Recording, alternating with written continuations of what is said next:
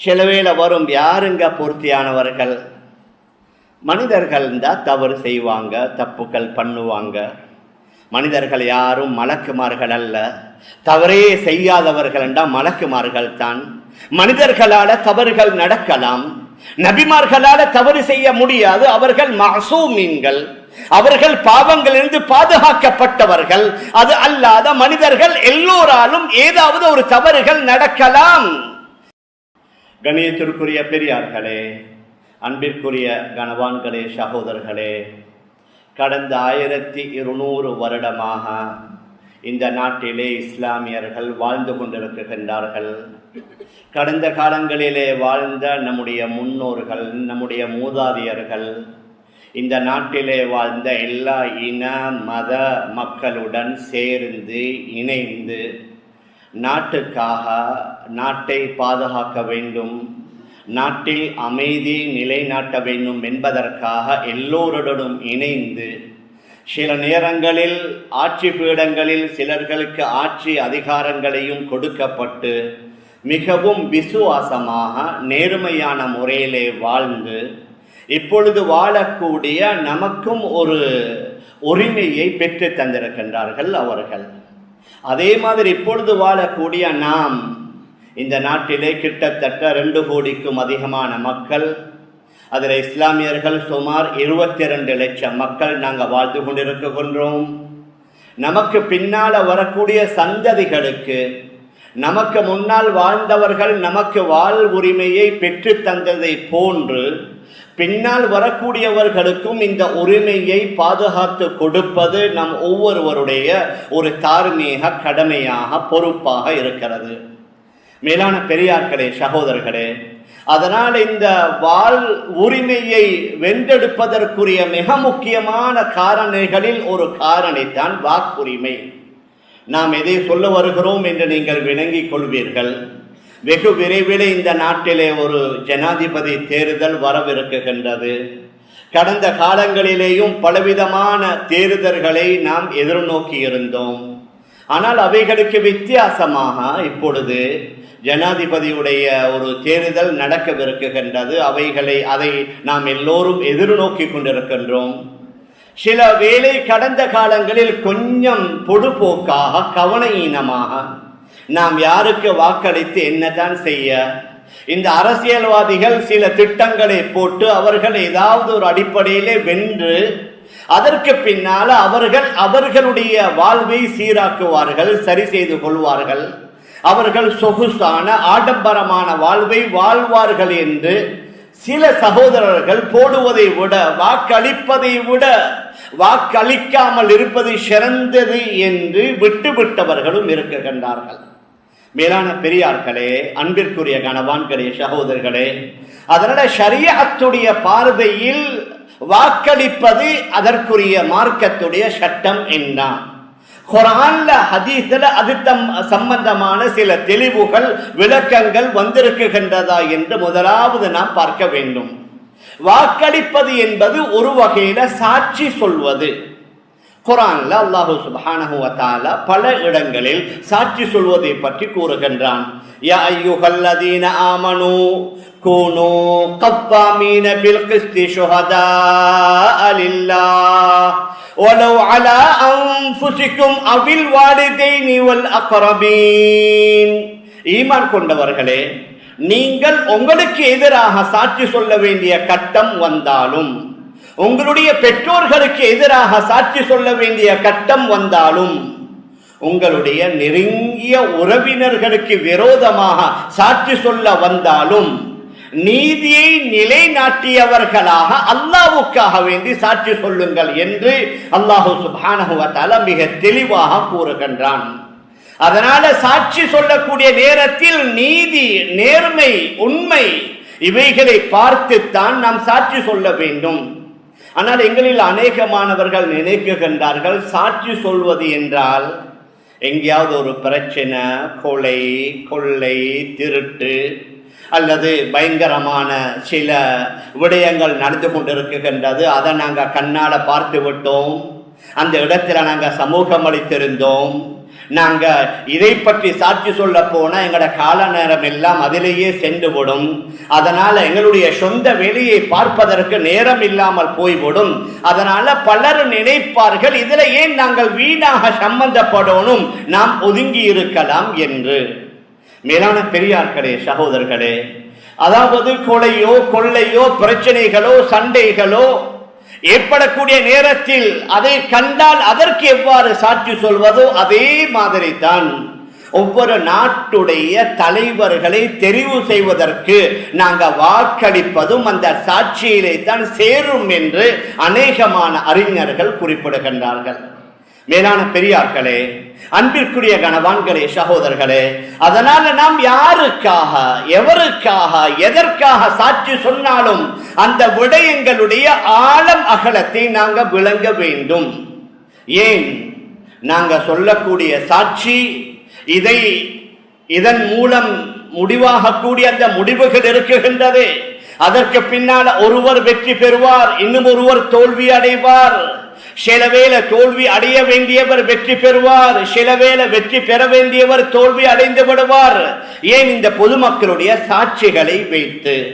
மேலான பெரியார்களே, சகோதரர்களே, அதனால சாட்சி சொல்லக்கூடிய நேரத்திலும் அதாவது வாக்களிக்கக்கூடிய நேரங்களிலேயும் நாங்கள் ரொம்ப கவனமாக தூர நோக்குடன் நாங்கள் யாருக்கு வாக்களிக்கின்றோம், எதற்காக வாக்களிக்கின்றோம், எந்த பதவிக்காக வாக்களிக்கின்றோம், அதற்கு அவர் தகுதியுடையவரா, அவருக்கு அனுபவங்கள் இருக்குகின்றதா, கடந்த காலங்களில் அவர் எவ்வாறெல்லாம் நடந்து கொண்டார்கள் என்ற அவருடைய வரலாறுகளை ஓரளவாவது நாம் எல்லோரும் படித்து விளங்கி அதற்கு பின்னால்தான் நாங்கள் சாட்சி சொல்லணும். மேலான பெரியார்களே, அன்பிற்குரிய கணவான்களே, சகோதரர்களே, அதனால குர்ஆன்லேயும் வருகின்றது, சாட்சிக்கு நீங்க தகுதியாகி விட்டால், உதாரணமாக ஒரு கொலை நடக்குது, ஒருவர் அநியாயமாக கொலை செய்யப்பட்டு விட்டார், அந்த இடத்துல நீங்க பிரசன்னமாகி இருக்கிறீங்க, கொலை செய்தவரை நீங்க கண்ணால கண்டுட்டீங்க, இப்பொழுது உங்களுடைய சாட்சிகளை நீங்க மறைக்கலாது. குர்ஆன்ல மிக தெளிவாக அல்லாஹ் கூறுகின்றான், வலா தக்துமு ஷஹாதா, சாட்சிக்கு நீங்க தகுதியாக இருந்த அந்த சாட்சியை மறைச்சிடாதீங்க. ஒமை யக்துமுஹா ஃபஇன்னஹு ஆஸிமுன் கல்பு, யாராவது சாட்சி சொல்வதற்கு வாக்களிப்பதற்கு தகுதியாக இருந்து அதை சொல்லாமல் மறைத்து விட்டால் அவனுடைய உள்ளம் பாவம் செய்து விட்டது என்று அல்லாஹ் குர்ஆன்ல கூறுகின்றான். இன்னும் ஒரு ஆயத்துல வாக்களிக்கக்கூடியவர்களாக இருக்கலாம், எழுதக்கூடியவர்களாக இருக்கலாம். சில நேரங்களில் சில எழுத்தாளர்கள் மிக முக்கியமான இடத்துல அவர்களுடைய வகிப்பாகம் இருக்கும்.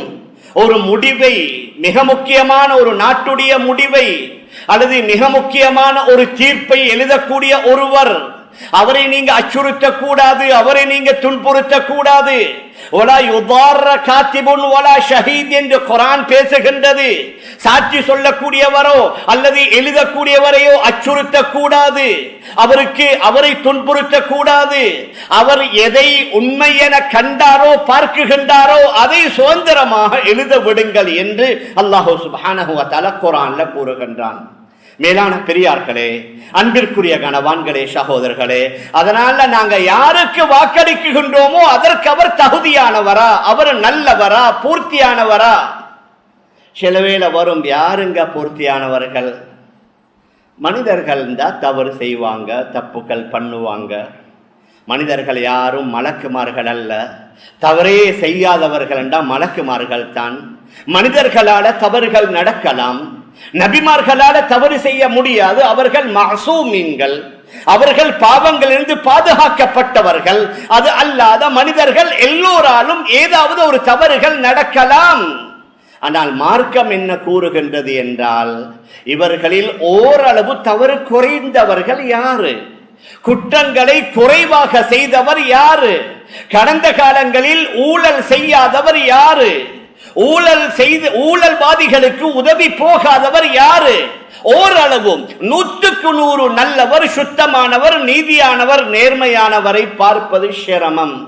ஏன் எங்களை கூட என்ன கூட சில வேலை எடுக்கலா, சில தவறுகள் எங்கள்கிட்ட இருக்கலாம், தப்புக்கள் முன்ன பின்ன நடக்கலாம் மனிதன் என்ற ரீதியில.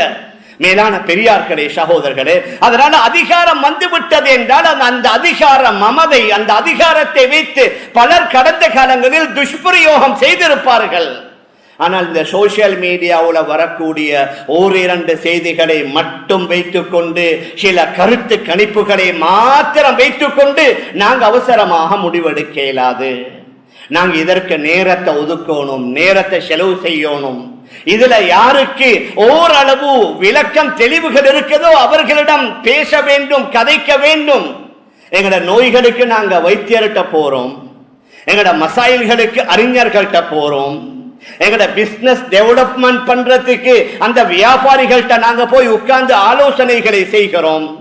அதனால அரசியல்வாதிகள் அல்ல, அரசியலை படித்த ஓரளவு விரிவாக தெளிவாக படித்தவர்கள் எங்கட நாட்டில் இருக்கிறார்கள். அல்ஹம்துலில்லாஹ். அவர்களை இனம் கண்டு, அவர்களை சந்தித்து, அவர்கள்ட்ட விசாரித்து, அவர்களுடன் கருத்துக்களை பரிமாறி கேட்டு ஓரளவு இப்பொழுது நாம் இருக்கக்கூடிய இந்த நிலைமையில யாருக்கு வாக்களித்தால் நல்லது என்று கேட்டு அதற்கு பின்னால நம்முடைய வாக்குகளை அளிக்கணும். மேலான பெரியார்களே, சகோதரர்களே, ஆனால் அதற்கு மாற்றமாக நம்முடைய சில வேலைகள் நடக்கணும். என்னுடைய காணி விஷயம், என்னுடைய பிசினஸ் விஷயம், என்னுடைய குடும்பத்துடைய விடயம், எனக்கு இன்ன தடைகள் இருக்குது. இவர் வந்தால் இவரை வைத்து இதை சாதிக்கலாம், அவரை வைத்து அதை சாதிக்கலாம். தன்னுடைய லாபத்திற்காக, தன்னுடைய முன்னேற்றத்திற்காக வேண்டி மேலான பெரியார்களே, சகோதரர்களே, நாங்கள் வாக்களித்தோம் என்றால் நாங்கள் பொய் சாட்சி சொன்ன குற்றத்திற்கு ஆளாகி விடுவோம். பொய் சாட்சி அது சாதாரணமான ஒரு குற்றம் அல்ல, பெரும் பாவம். 7 பெரும் பாவங்கள் இருக்கிறது. நபி அவர்கள் சொன்னார்கள், இன்னமின் அக்பரில் கபாயிர், பெரும் பாவங்களில் ஆக பெரிய பாவம் 7 பாவம். அதுல முதலாவது அல் இஷ்ராகு பில்லாஹ், அல்லாஹ்வுக்கு இணை வைப்பது. இரண்டாவது வஉகூகுல் வாலிதைன், பெற்றோர்களுடைய உள்ளங்களை நோவிப்பது, அவர்களுடைய உள்ளங்களை புண்படுத்துவது, அவர்களுக்கு தீங்கு கொடுப்பது. மூணாவது சொன்னார்கள் வஷஹாதத்து ஸூர், பொய் சாட்சி சொல்வது. பொய் சாட்சி சொல்வது இது பெரும் பாவங்களில் உள்ள பாவம். தெளிவாக ஹதீஸ் ஷரீஃபில் அபூ தாவூதுல வருது.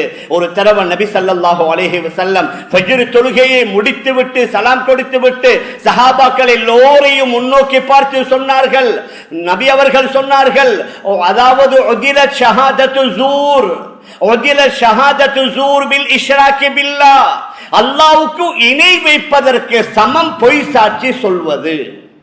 3 முறை நபி அவர்கள் மடக்கி மடக்கி சொன்னார்கள், அல்லாஹ்வுக்கு இணை வைப்பதற்கு சமமாக இருப்பது பொய் சாட்சி சொல்வது. அதற்கு ஆதாரமாக குர்ஆனுடைய ஆயத்தையும் ஓதி காட்டினார்கள். ஃபஜ்தனிபுர் ரிஜ்ஸ மினல் அவ்சானி வஜ்தனிபு கௌலஸ் ஸூர், நீங்க அசுத்தமான விக்கிரக வணக்கங்களை விட்டும் தவிந்து கொள்ளுங்கள், பொய் சாட்சி சொல்வதை விட்டும் தவிந்து கொள்ளுங்கள். இந்த ஆயத்துல விக்கிரக வணக்கங்களுடன் அல்லாஹ் பொய் சாட்சி சொல்வதை ஒப்பிட்டிருப்பதின் காரணமாக, சேர்த்திருப்பதின் காரணமாகத்தான் நபி அவர்கள் சொன்னார்கள், பொய் சாட்சி சொல்வது அது இணை வைப்பதற்கு நிகர். மேலான பெரியார்களே, அன்பிற்குரிய கணவான்களே, சகோதரர்களே, அதனால பொய் சாட்சி சொல்லவும் கூடாது. உண்மையான முறையில சாட்சி சொல்லணும், வாக்களிக்கணும். பொருத்தமான ஓரளவு தகுதியானவர்களை நாங்க கொண்டு வந்து சேர்ப்பது எங்களுடைய ஒவ்வொருவருடைய கடமை. ஒன்று வாக்களிப்பது, சாட்சி சொல்வது. மற்ற ஒரு விதத்தில வாக்களிப்பது சிபாரிசு செய்வது, பரிந்துரைப்பது. இந்த இரண்டையும் அறிஞர்கள் குறிப்பிடுகின்றார்கள். நாங்க தகுதி இல்லாத ஒரு ஆளுக்கு நாங்க பரிந்துரைக்கிறோம். அரசாங்க ஒரு ஜொப்ல அவருக்கு வேலை வாங்கி கொடுப்பதற்காக வேண்டி பெரியவர்கிட்ட பேசி நீங்க பார்த்து ஏதாவது செய்யுங்க, பில. அவர் உண்மையிலேயே தகுதியா இருந்தா பரவாயில்லை, சிபாரிசு செய்யலாம். தகுதி இல்லாதவருக்கு பரிந்துரைப்பதும் அந்த வாக்களிப்பதற்கு நிகர்.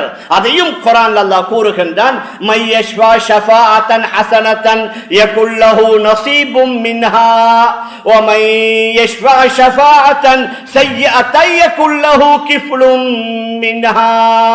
யாராவது நல்ல ஒரு விடயத்திற்காக வேண்டி பரிந்துரைத்தால் அந்த நல்ல விடயத்தில் ஒரு பங்கு அவருக்கு கிடைக்கும்.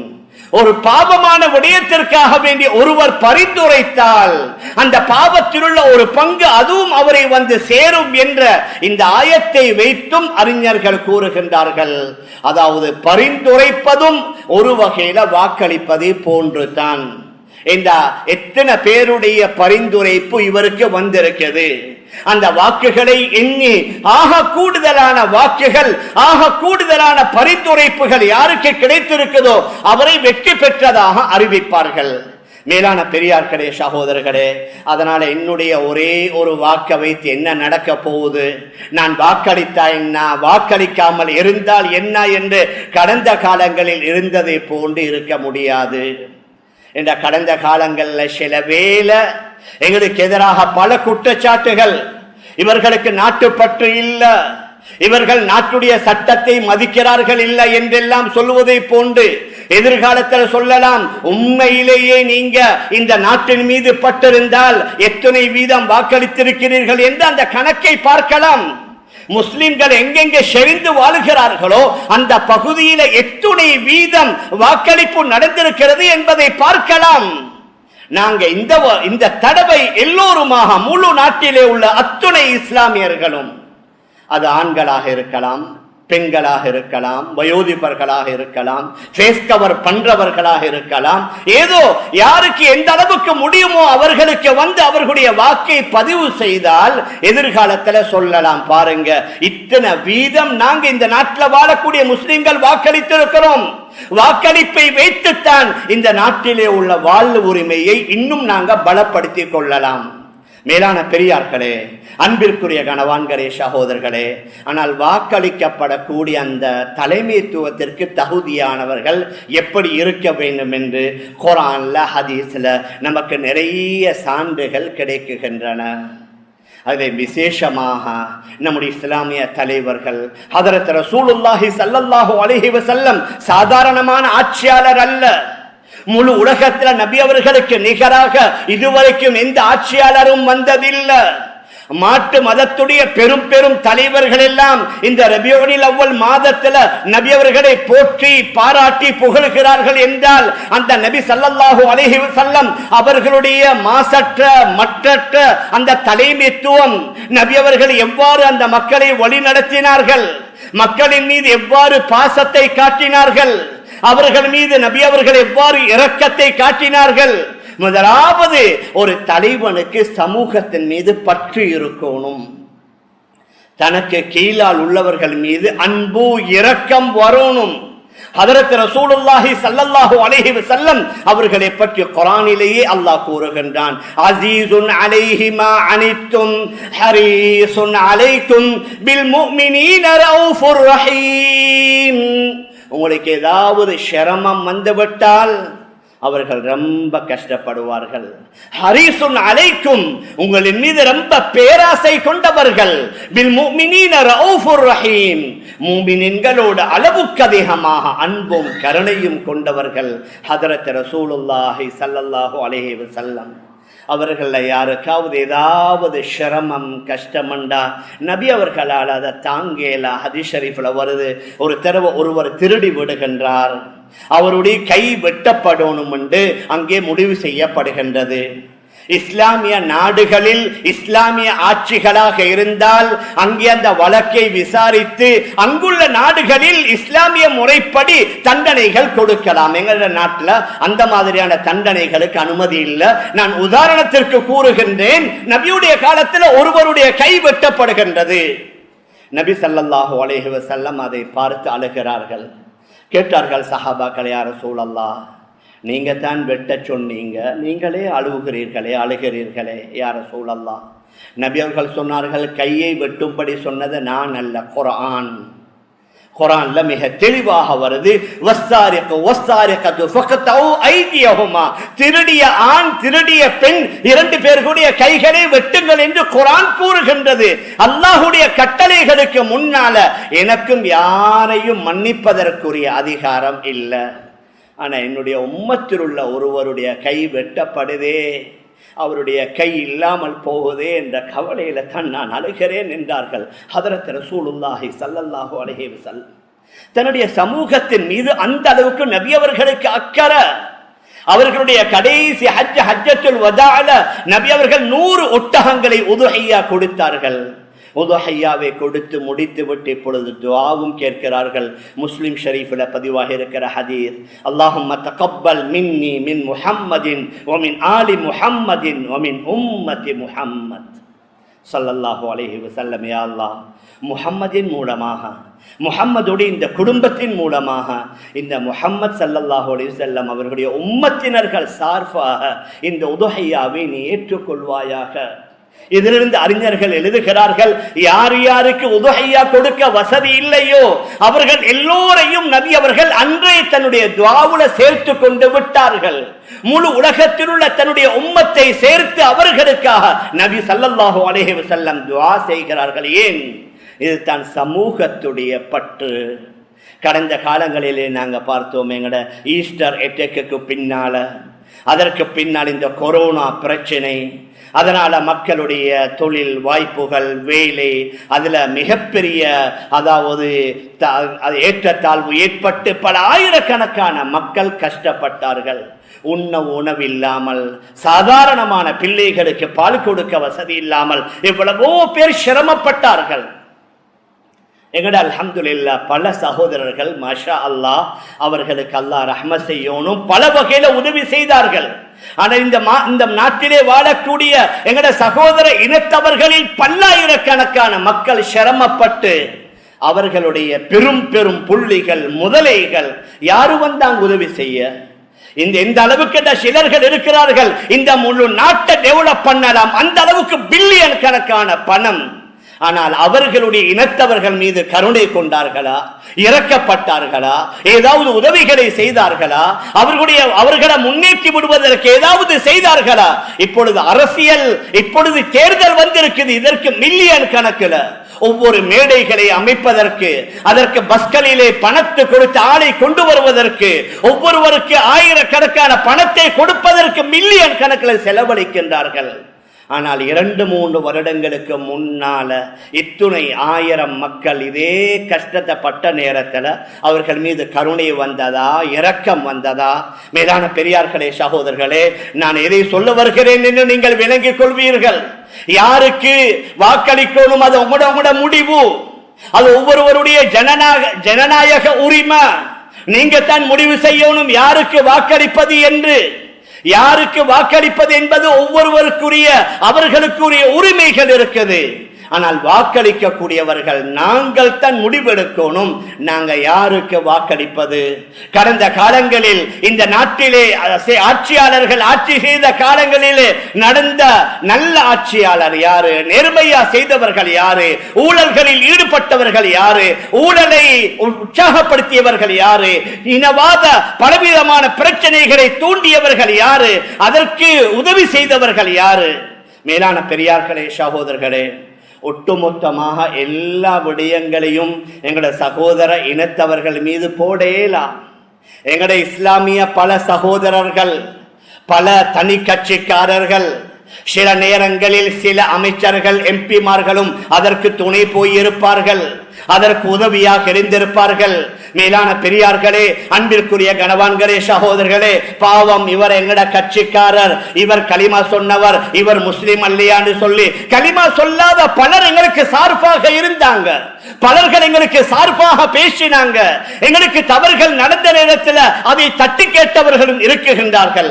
மேலான பெரியார்களே, அன்பிற்குரிய கணவான்களே, சகோதரர்களே, ஆனால் கடந்த காலங்களில் இந்த ஆட்சியையும் அதிகாரத்தையும் அரசியலையும் வைத்து அவர்கள் நாட்டை வளர்க்கல்ல, தன்னை வளர்த்தார்கள். அவர்கள் ஒவ்வொருவரும் அவர்கள் முன்னேறினார்களே தவிர நாடு மிகப்பெரிய கடன்ல தான் இன்னும் இருந்து கொண்டிருக்கிறது. மேலான பெரியார்களே, அன்பிற்குரிய கணவான்களே, சகோதரர்களே, அதனால நாட்டு பற்று யாரின் மீது இருக்குது? மக்களின் மீது அன்பும் இரக்கம் யாரின் மீது இருக்குது? யாரு நேர்மையான முறையில, உண்மையான முறையில அவர் ஆட்சி செய்வார் என்பதையும் நாங்க பார்ப்பதோட ஹதரத் ரசூலுல்லாஹி ஸல்லல்லாஹு அலைஹி வஸல்லம் சஹாபாக்களுக்கு இந்த அடிப்படையில தான் வழிகாட்டினார்கள். நாட்டின் மீது பற்று வரணும். நபி அவர்கள் மக்காவுல வாழ்ந்தார்கள். மக்காவிலிருந்து ஹிஜ்ரத் போற நேரத்துல பைத்துல்லாவை திரும்பி பார்த்து பார்த்து சொல்லுவார்கள், வல்லாஹி லௌலா அஹ்ரஜு கௌமி மா ஹரஜ்து மின்க.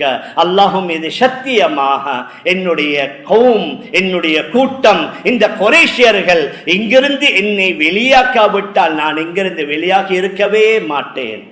மக்காவையும் நேசித்தார்கள், மதீனாவையும் நேசித்தார்கள். நாம் இந்த நாட்டின் மீது பற்று இருக்கணும், நாட்டை நேசிக்கணும். இந்த நாட்டிலே அல்லாஹ் எத்தனையோ வகையான வளங்களை வைத்திருக்கிறான். வெளிநாட்டவர்கள் வந்து இந்த நாட்டை இந்த அளவுக்கு புகழ்கிறார்கள். ஏன்? இந்த நாட்டில் பல வகையான வளங்கள், நீர் வளமா, மண் வளமா, நிலம் வளமா, இன்னும் எத்தனையோ வகையான வளங்களை அல்லாஹ் வைத்திருக்கின்றான். ஆனால் அந்த வளங்கள் மிஸ்யூஸ் பண்ணப்பட்டு, அந்த வளங்கள் துஷ்பிரயோகம் செய்யப்பட்டு, அதன் மூலம் ஒரு சில சாரார் தான் வெற்றி பெற்று, ஒரு சிலர்கள் தான் அதன் மூலம் லாபம் அடைந்து கொண்டிருக்கிறார்கள். நாட்டை முன்னேற்ற பாதையில கொண்டு போனவர்கள் யார் என்று நாங்க பார்க்கணும். எங்கட ஒரு மகளை திருமணம் முடிச்சு கொடுக்கறாண்டா, கண்ணை மூடிக்கொண்டு நாங்க கொடுக்கறல்லையே. நாங்க சொல்லுவோமே, இது கல்யாணம் அல்லையா, திருமணம் அல்லவா? கேட்கணும், விசாரிக்கணும். பலர்கள்ட்ட அந்த மாப்பிள்ளையை பற்றி கேட்போம். மாப்பிள்ளையா இருந்த பலர்கள் பெண்களை பற்றி கேட்பார்கள். இது எனக்கு உங்களுக்குள்ள தனிப்பட்ட ஒரு குடும்ப விஷயம். ஆனால் இப்பொழுது எங்களுக்கு முன்னால் உள்ளது முழு நாட்டுடைய விஷயம். 2 கோடி இந்த மக்களை ஆட்சி செய்யக்கூடிய ஒரு அதிகாரம். அதன் மூலம் மேலான பெரியார்களே, சகோதரர்களே, இந்த நாட்டிலே பலவிதமான நலவுகளை, பலவிதமான நன்மைகளை, இந்த நாட்டை இன்னும் அதிகமாக முன்னேற்ற பாதையில கொண்டு செல்ல முடியும்.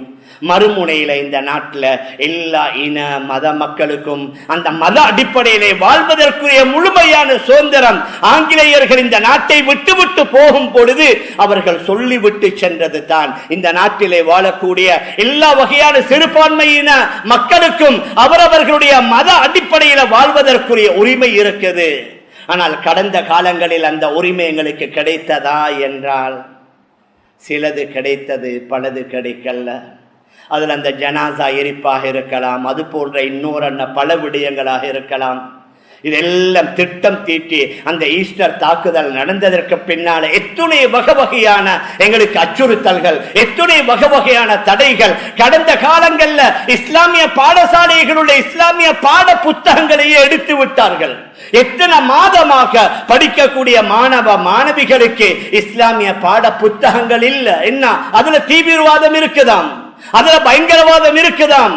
நான் உதாரணத்திற்கு தான் கூறுகின்றேன். இது போன்ற எத்தனையோ, அதாவது நமக்கும் முஸ்லிம்களுக்கும் இஸ்லாத்துக்கும் சம்பந்தமே இல்லாத பல விடயங்களை கொண்டு வந்து போட்டு முஸ்லிம்கள் இந்த இஸ்லாமிய முறைப்படி வாழ்வதற்கு பலவிதமான தடைகளை போட்டார்கள். மேலான பெரியார்களே, அன்பிற்குரிய கணவான்களே, சகோதரர்களே, அதனால நாங்க ஆராயணும், நாங்க படிக்கணும். நாங்க கடந்த கால ஒரு 30-40 வருடத்துடைய வரலாறுகளை நாங்க விளங்கி ஓரளவு நாட்டுப்பற்று, ஓரளவு நேர்மை, ஓரளவு நம்பிக்கை, ஓரளவு நாணயம் யார்கிட்ட இருக்குதோ அவர்களை இனம் கண்டு நாங்க வாக்களித்தோம் என்றா இன்ஷா அல்லாஹ் எங்களுக்கு நல்ல கூலிகள் கிடைக்கும். அதற்கு மாற்றமாக பொய் சாட்சி சொன்னோம். எங்களுடைய சொந்த விஷயங்கள், எனக்கு அவர் தெரியும், எனக்கு இவர் தெரியும், கடந்த காலங்களில் எனக்கு இவர் ஹெல்ப் பண்ணி இருக்கிறார் என்பதற்காக பொய் சாட்சி சொன்னோம் என்றால் அதிலிருந்து நாங்கள் அல்லாஹ்விடத்திலிருந்து தப்ப முடியாது. இந்த அளவுக்கு ஹதரத் உமர் ரலியல்லாஹு அன்ஹு இந்த அளவுக்கு நீதமான நேர்மையான ஆட்சியாளர். அவங்களோட காலத்துல யாரும் பசியில் இருக்கக்கூடாது, பட்டினியில் இருக்கக்கூடாது, துன்பப்படக்கூடாது. ஒரு மாற்று மதத்தவருடைய ஒருவர் வீடு வீடாக யாசகம் கேட்கிறார். அவரை கூப்பிட்டு கேட்டாங்க, நீங்க ஏன் யாசகம் கேட்கிறீங்க? இல்ல, நான் வயோதிபத்தை அடைந்து விட்டேன், இப்பொழுது என்னால உழைக்க முடியாது, சம்பாதிக்க முடியாது. உடனடியா பைத்துல் மாலுடைய பொறுப்புதாரிக்கு சொன்னாரு, இவர் நல்ல சம்பாதிக்கிற நேரத்துல எங்கட பைத்துல் மாலுக்கு டெக்ஸ் கட்டி இருக்கிறாரு, இப்ப இவர் சம்பாதிக்க முடியாதா? இவருடைய ஒவ்வொரு நாளுடைய மாதத்துடைய செலவு என்ன தேவையோ அதை பைத்துல் மாலால கொடுத்து அவருடைய உணவுடைய மற்ற அத்தியாவசிய தேவையை பூர்த்தி செய்யுங்கள் என்றார்கள் ஹதரத் உமர் ரலியல்லாஹு அன்ஹு. இன்னும் ஒரு கட்டத்தில் சொன்னார்கள், வல்லாஹி லஹஷீது இன் மாத ஜமலுன் பிஷாத்தியில் ஃபுராத்தி தியாஅன் லஹஷீது ஐயஸ்அலனி அல்லாஹு மின்ஹா.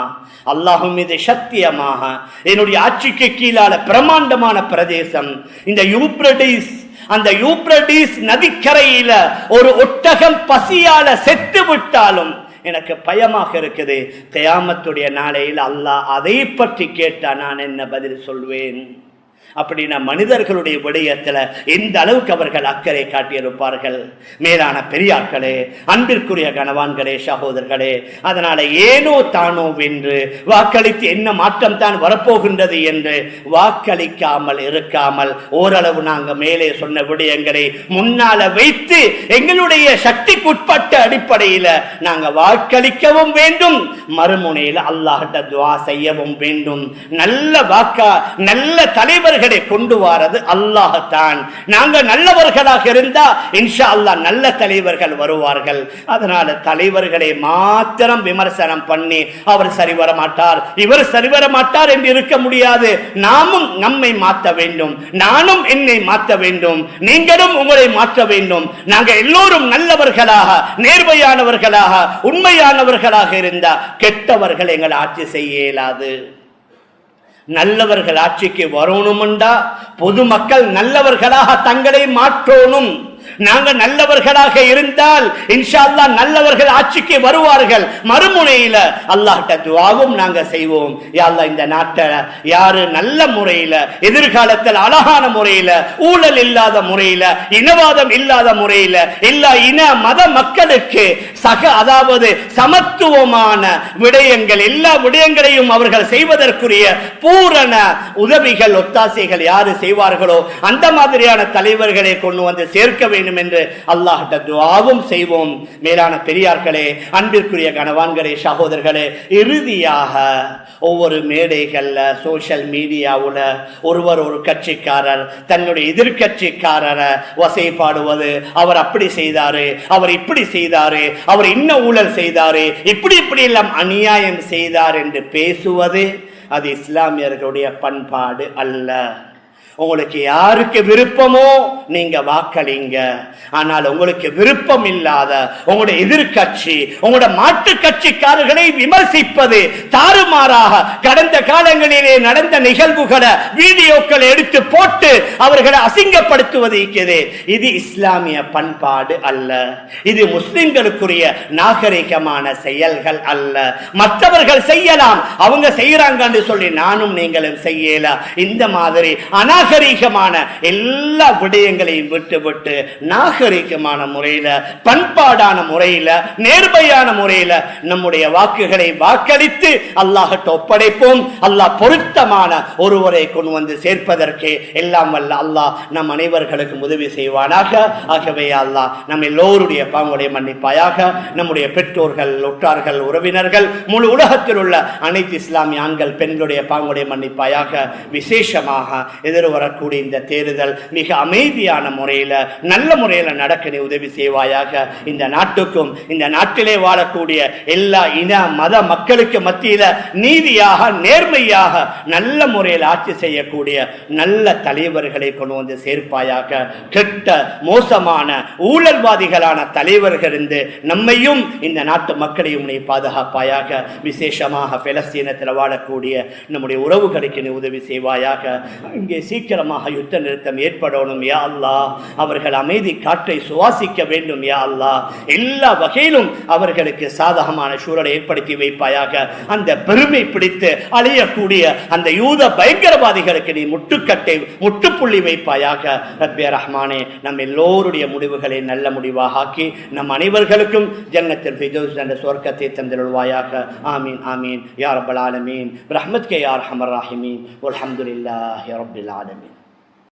Thank you for watching. Please remember to subscribe, like, and share our Red Masjid YouTube channel. We appreciate your continued support. May we all be rewarded, and may the Almighty forgive our sins. See you next week, Insha'Allah.